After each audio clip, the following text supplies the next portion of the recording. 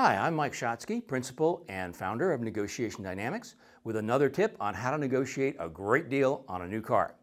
Today we're going to talk about a dealer tactic called the offer check. Here's what happens. You come in, you sit down, you talk to the salesperson, and you make an offer.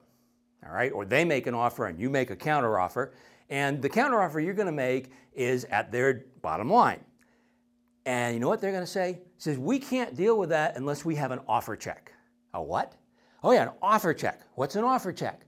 Well, we have to, in order to make sure that you're a serious buyer, you have to give us a check for $200, $100, $300.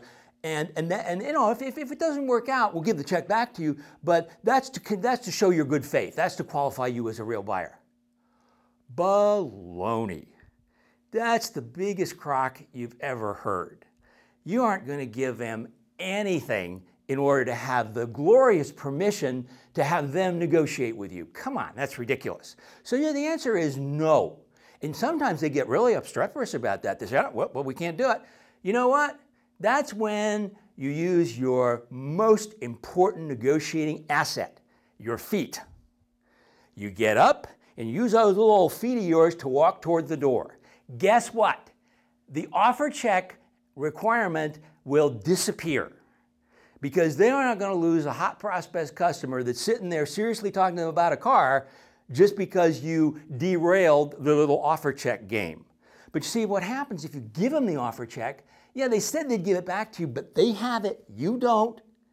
And it just creates that little internal pressure that I better make a deal with them. You absolutely don't want that to happen. In fact, don't even ever bring a check to the dealership.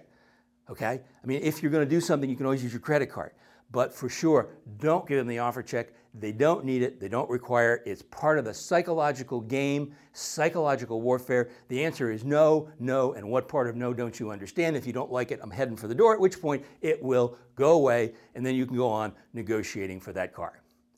And so for a complete outline of what you need in order to calculate that dealer's bottom line and a roadmap on how to negotiate the best deal on that new car, just go on over to negotiationdynamics.com/newcar.asp. I'll see you next time.